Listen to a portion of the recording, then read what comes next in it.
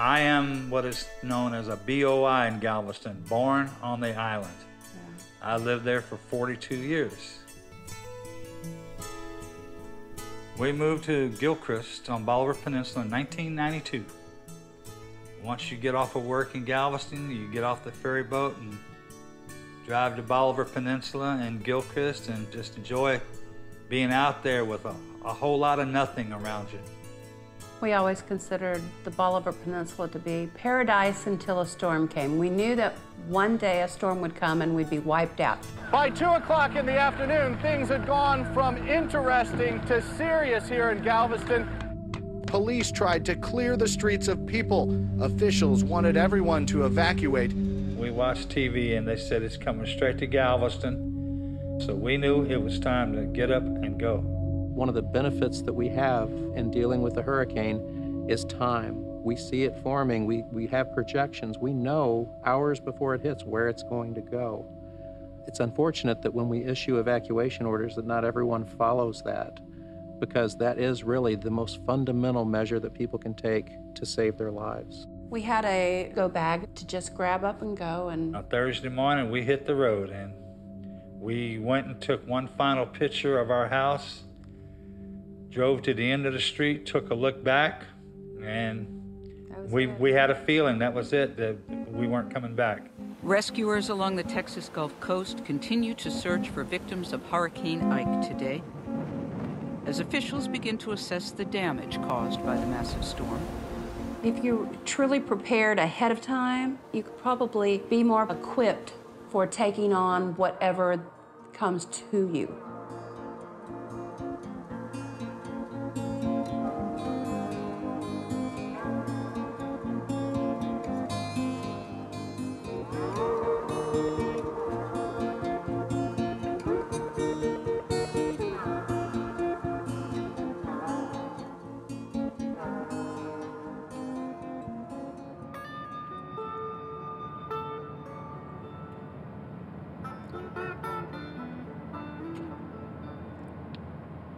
When we returned after Hurricane Ike, we couldn't find our house.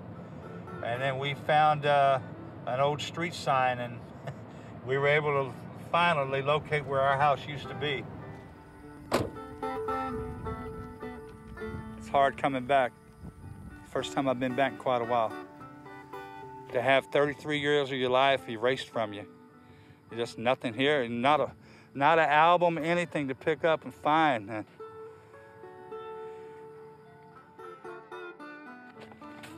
Well, where we're standing right now, this is the front room. We sit out here on the front porch every night and watch our kids out here play in the yard knowing they were safe. This was a beautiful community and I took it away. I think that when we see disasters and the aftermath of disasters, and that recovery period can be a long road.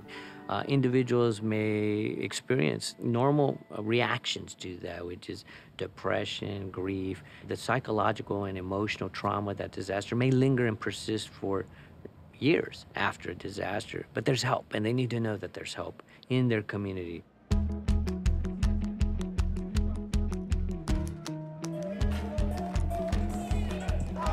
This is Galveston Island right there.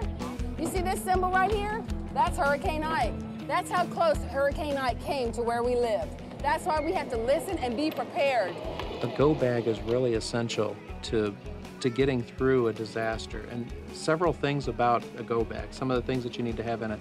Important paperwork, your prescriptions, contact information on your physician, basic identification information like your passport or a copy of your passport, your driver's license, social security number, all those things. Why do we need these things in case of a disaster? Assure that you have plenty of the basics, food and water, to last you for anywhere from 3 to 7 days. I think it's important to assure if you have a pet, that you have a plan for your pet, that you have all the food and water and equipment, a leash, a crate that you need if you need to move your pet quickly and safely out of harm's way. I think things that are commonly overlooked are things like family dependents that have medical special needs. Pets sometimes have medical needs that need to be met. And so, could I get those things or can I access those things during a disaster? Or do I need to prepare ahead of time to get those? Kits, You can help your family get ready for an emergency. Build a kit. Very good. We really wanted to do something that would help kids to be able to express themselves. So the idea of breaking up tile is kind of symbolic of what has happened to this community and to the people in their lives when Hurricane Ike hit. When your hands are busy and the focus is something other than yourself, you are more freed up and more readily comfortable about talking about issues that you would not talk about were I sitting across the table from you making direct eye contact, and it works. We were invited through the church we were attending, the Moody Methodist Church in Galveston, to attend Mosaic classes, and we'd never done that before. It was meant to be a therapeutic adventure, and it worked.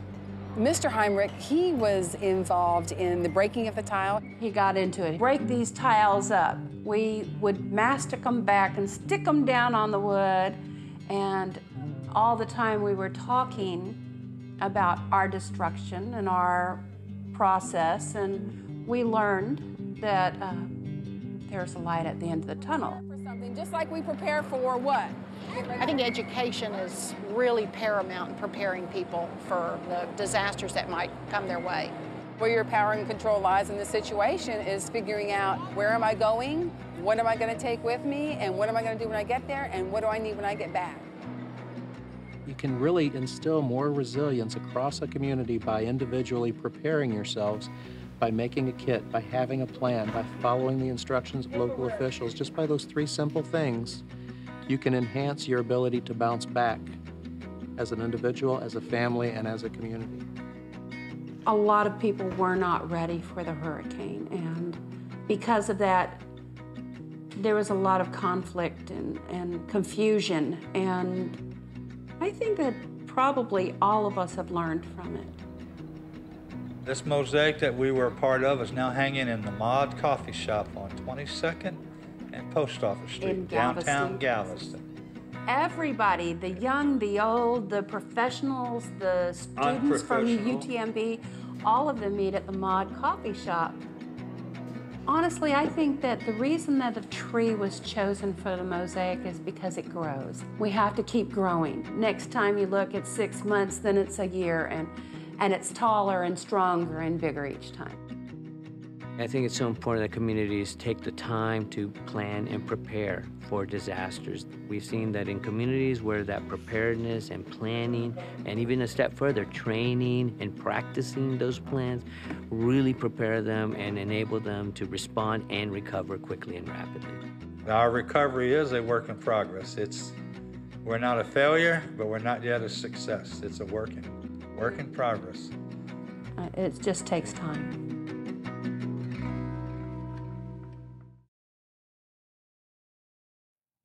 As you just saw, preparing now for disasters can save lives. It can also help a community begin the recovery process sooner. Whether it's a hurricane, flood, tornado, or man-made disaster, we must be ready to respond and recover from a major catastrophe. That's why it's important to have a plan, to have essential items needed to live through a disaster, and to know how you'll get credible information during a crisis. Make a plan at texasprepares.org. You can also contact emergency management organizations to find out more about the plans available in your area. It could save your life.